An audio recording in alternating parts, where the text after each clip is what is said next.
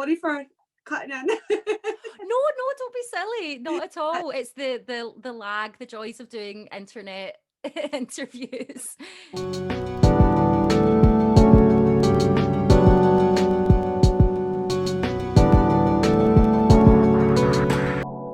Hi everyone, welcome to Crack a Can Talk Show. I am Kristen. Ross isn't here today, as you can tell. It's me. And I am joined here today by the amazing Debbie Miles, aka Debay De Lux. How are you doing today, Debbie? Hi, I'm good, thank you. Great, thank you for being on. So you are a burlesque performer, you are a tattoo artist, an entrepreneur, and I would say like latterly as well, you're a mental health advocate, a feminist advocate, women's rights advocate. And before we get Mhm. into all of that, all the amazing hats that you wear, what are you drinking today? Oh, right, I've got two options. So I I brought an love it. espresso martini and I brought an Edinburgh gin. So I thought that's like breakfast and that's like dessert. So That's amazing. coffee, and then I'll go into my treat after. That sounds great. I love it. Like when we were talking, you mentioned it was like a great excuse to have a wee afternoon drink. So now this is officially a boozy brunch. Yay! You drinking a So can? I'm drinking a can and I feel like I need to address something. So the last time I was on this show, I tried to drink beer and Right. that was not fun. I tried it. I tried really, really hard, and literally all the way through the video, you can just see me go. Oh no! I don't know what I was doing, but this time I've gone for my good old cider. So I've got the Thistley Cross cider, which I got from Aldi for like That's £1. nice. It's Brilliant. nice. It's Oh, good. nice. This is good to know. It's nice. I've had it before. I'd be at the loo every 2 seconds if I drank beer. I'd be like, It- I need a break. I need a break. absolutely. Shall Definitely. we open up and get started? Yeah. Let's Yeah. go. I'm gonna put it really close. Cheers. Cheers. That's the one thing I've like missed so much with lockdown and everything, like getting a nice espresso martini that's fluffy and has like Yeah. the nice little cocoa beans on top, like a proper good one. No, but I miss like a nice bar with nice drinks. Like you can't beat it. Like A it's just hundred amazing. You know, I percent. want a nice drink, a nice bar. Like I miss it. You cannot replicate Not a the good same. quality cocktail for sure. Not the same. Amazing. So as I said, like you have so many strings to your bow. You do such incredible vibrant things. Where to even begin? How do you get from being a burlesque performer and a tattoo artist to an entrepreneur? How does all of those things come together? I always loved art, and to me, I think in my head from a young age, art meant all the arts to me. So that went from drama, I love music, I loved creating, making things with crafts, and I love art, and I love clothes, I love fashion, and I think all those things, like they all just became one thing in my head. I studied fashion design and manufacture, and obviously that's where my drawing really came into it. But I found that my strength was in marketing. I was wanting to do the drawings and not the other Yeah, bit. So I that's ended up doing brilliant. fashion marketing. But to get extra money as a student, I was doing like club PR. One thing in my head, maybe not to everyone else. No, that like it is all art, isn't it? And you can see those strands kind of come through because something I really love about your performing is it always is really creative, it's really stylish, it's really like beautiful. Like beautiful is the best word to describe it. But it also has that really cool edge that I think you bring in, like with the Yeah. tattoos and with that kind of I love that clash of pin-up and tattooing. It's very Sailor Jerry Yeah. and you see it so vibrantly in your work. Totally. And I think when I was younger, I was always a little bit torn because I was like, I preferred like metal music and I loved like all that kind of stuff. I'm a big part of the fetish scene. I love that kind of, I just love all that look, but I always thought I'm super girly too and I can't be both those things. And I think as time went on, I was like, no, I can be both those things, you know, like that there's a place for that as well. I love my old Hollywood, but I want to be a big goth as well. 100%. And something I read was like you're a huge fan of like Dita Von Teese, and she's such a great example of that, like how she blends those two Yeah. together. So how did you get into the burlesque scene then? So I always did have a big love for theatre and stuff, and that was always in the back of my head. But I used to work in Hellfire, and I was Oh, primarily in Hellfire.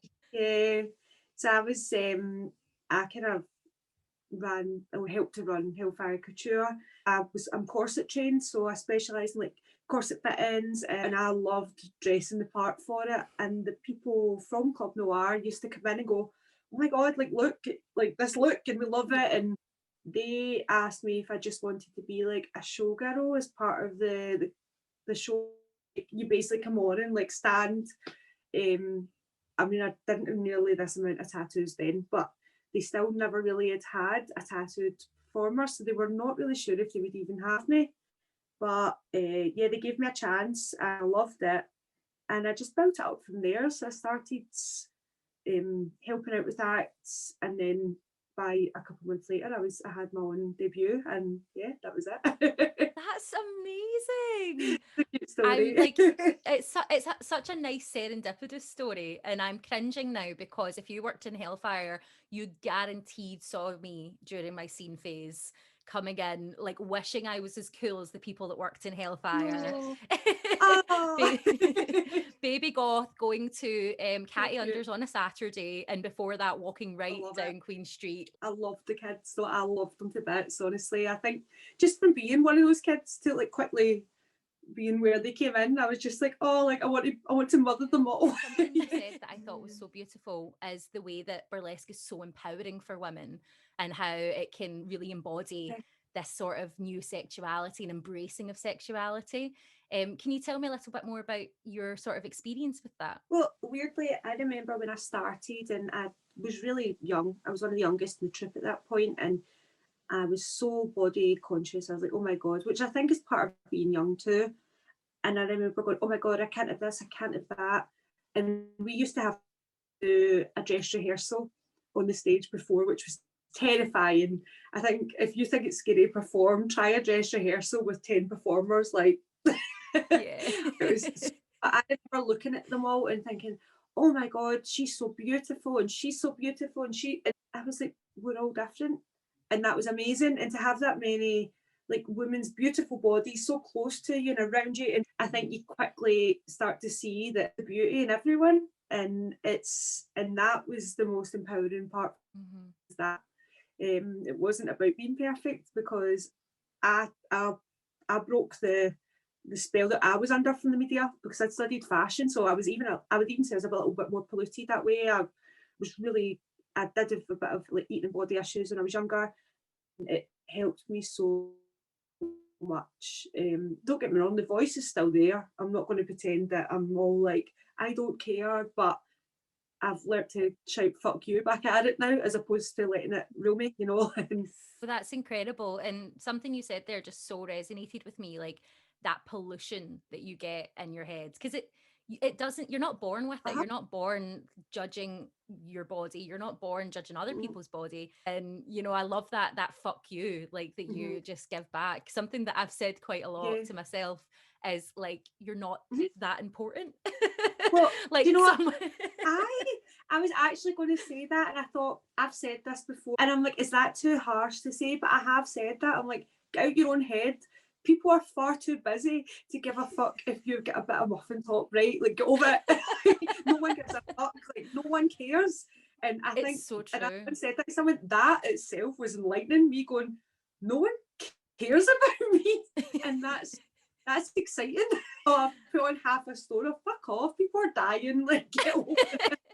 Literally, it's Honestly. something that I just think has been so lovely. And over the past kind of like, oh gosh, 10 or so years, like I feel like I remember when like pole dancing started to become seen more as that sport and more legitimized in that sort Yeah. of public realm. And it stopped being this kind of like within the media perceptions, it stopped being this kind of like dirty thing and started kind of being And more for like, men.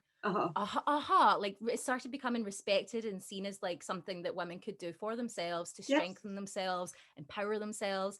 And I remember like when I was like looking at all of these things, burlesque classes were also coming up in the same circles because it was all about this empowerment and female sexuality. And it just made me feel so like, wow, this is something I could do, and I could Yeah. like do it for me and have fun. I think Yeah. it's just such a wonderful thing to see women embrace themselves, and as you say, embrace all shapes and sizes, all colors and genders and sexualities, and just have this like nice little welcoming community. Yeah, I would say the pole community, like it's all. I just see women cheering on other women every time I look at it, and it's amazing. I feel like we've took it back to ourselves now. 100%. I was lucky before Hellfire. I worked. I mean, you're younger than me, so you won't remember. There was a punk shop in Glasgow called Spiker, and we sold like latex, and we actually dealt quite a lot with the sex community, especially women that worked in dungeons. And I was just 18, and I had never, and I just got overly exposed overnight. And I say overly like it's a negative. It wasn't a negative. It really opened my eyes. It began then, but having, sitting with your friend with a pair of nipple tassels and a thong on, talking your shit and looking after each other and then fixing each other's hair. And I'm an only child, and I didn't have a lot of female friends as a teenager. So that to me was just amazing. And yeah, and I think I've took it into my life, whereas not just my friends, but I would do that. I would automatically be like, there's a new girl in the circle there, or what do you need? What do you want? Do you need anything out my back? Like that. And I always wonder, God, if I freak that girl out in the catty toilets when I'm like, I'll brush her hair. Like, You're always this like really warm, positive, like I'll help you. I'll like, it's like fixing each other's crowns and supporting but each it other. is. Yeah, exactly. It totally is. It totally is. I think that's a lovely analogy, and I know it's cliche, but it's still lovely. It means something. So what like then we've spoke a little bit about like how you got into it and what inspired you to get into burlesque performing, but what kind of goes into your planning of your performances, and what inspires you in terms of your performance? Normally it starts with a song for me. Like I'll hear a song, I'm like, oh my god, I want to perform to that, or there'll be a concept. So it can be all of them. It's like I always say, all the songs I said I was going to strip to as a teenager, like I've been going through them. So they're my favourite. They are my favourite acts, those ones that I picked the song first. So yeah, for me, picking the perfect song is like a big thing. So I agonise over it, but it's right now I'm making a costume. Wanted to make this costume. That was that's harder that way for me, because then I go, oh my god, what do I want to do with this costume? Unless it's a big theme, the costume, like if it's a very obvious themed costume, then fine. But when it's just like, oh, I just want to make this nice costume, you're almost in the dark a little bit. You're like, right, well, what am I going to do with this? But I just had this idea. I actually had fabric sitting, and I was like, I want to make a dress out of this, and I want to make this, and and it escalated. Like I'm having to find an excuse to perform, but yeah.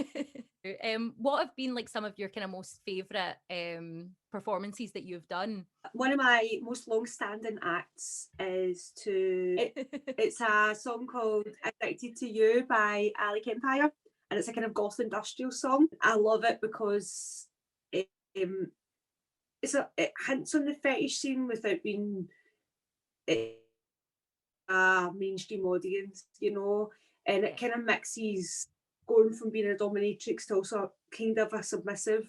Not everyone will get that storyline, but it's one of my favourite acts, and it's probably one of my most long-standing ones. Oh, amazing. But then, on the other side of it, I performed to like 2-3 Christina Aguilera songs because I love her. And I've also got a clown act that I love that used to be to Diane Woods, but after their controversy, I decided that I wasn't using any of their songs anymore, so I changed to the Omen, who are also a band I totally love. And and it's just a clown act, and I come out of like I'm like a Jack in a Box kind of thing, and that's probably that's one of my favourite acts as well. I've got a witch act that I'll never got to do live once, amazing. so I know. Yeah, my witch act. I saw the costume for that. It's amazing, but I've only done it live once because of lockdown. I know, I'm so sad. Mm-hmm. So, and I hope I get my big cauldron out soon and I can actually perform it live, because it's too difficult to do in the house. It's, you need a mansion to do it in the Yeah. house. And you know, that brings us so nicely on to like, how has lockdown and COVID impacted your performing? And also we've not spoke about it a lot, and we totally should, but also the fact that you are a tattoo artist in between Yeah, everything as well. yeah. So how's COVID impacted that for you? Well, obviously, performing at first went to zero, and then online shows started appearing. I'm not, I wish, like, there is, I don't think there's any right way to be during this. Of course, there isn't. Personally, I'm a proactive person. You might have noticed. I'm not very good at just sitting down. I wish I was. I would have loved to have enjoyed loads of this for the time out. Anytime I have, it's felt more like procrastination than relaxing. So I prefer to stay. So I started my own show online, Slay at Home, and I've been performing with some other people. So I've still been trying to do it as much as I can, but it made me realise that the reason that I do what I do is because I love entertaining people, you know, and I miss that. I miss seeing people's reactions. I miss an audience. I miss the stage. I always say, like, you've got to always adapt as a human, or else you get left behind. So Oh yeah, I adapt. love that. Yeah. So I'll keep adapting, I'll keep trying, and yeah, so that's obviously hugely impacted that, with no sign of when it will come back. And I've been doing art commissions as well, which has been lovely. I've kind of fell into doing pet drawings. I don't Oh, know. amazing. That's so strange because as you said that, my cat started walking behind me. She must have Oh, I known. love She's like, no, that it's just amazing. Like it. adaptability kind of is exactly the way to describe it. And I love your Mm, attitude towards it because as you say, like it's not been easy for anybody. Nobody is coming out of this going, oh yeah, I had a grand no. old time.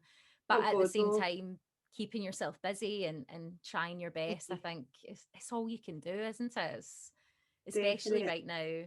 And as much as, you know, not get like nothing can replace groups of people, crowds of people, no matter No. what you do. No. But it seems like your Slate Home has been so popular, and I've seen a lot of interest about it on social media. Definitely. How many have you done? I think, I'm sure this is my sixth one, but I might be wrong. Don't quote me on it. No, like it's I think it's sometimes better, like less is more, you know, and it's Yeah. quality over quantity. And even though there's six, like I've seen the development of each one, like how much work goes into Oh my organizing God. it. And I've tried to, like, pick it quite carefully when I've done it, and myself as well. Like, I've tried to not pressure myself, because if I think if I forced it on myself, it would ruin it a little bit. And I do hope to bring it live after lockdown, but I don't think it'll be in Glasgow. But we'll just need to see what happens yeah. and when that happens. Anywhere and everywhere I think would be amazing. Uh-huh. Road trip, it's just a Yeah, road trip opportunity. I So know. I think burlesque is becoming so more mainstream, you know, alongside lots of different things like I'm thinking about, like, you know, drag race and even more so Dragula and that Uh-huh. kind of scene. But do you Yes. think that there's still a big stigma towards that, like burlesque performing? Yeah, definitely. There's still some people who stigmatise it completely. I know for some people who like it, like, they think it's strange that it would be stigmatized, but it is. But I think for me, there's a bigger stigma that goes on, where people will praise burlesque but stigmatize sex workers and girls who strip, you know, and I think that is a bigger issue for me. So I don't mind being stigmatized, but I don't like when women will say, but what you do is okay, but what this Yeah. woman is doing isn't okay. And I'm like, no. So Yep. that I think that's a bigger upset for me, and it's something that doesn't sit as well for me at all, you know. Yeah, the world's changing all the time. It is. God, I mean, you just have to watch, even like RuPaul's so mainstream now, that would not have happened years ago, you know, it would not have No. happened. There's no way. So it's exciting, and the world is changing, and it's a lovely plus side to the internet, as much as it can be a hard place.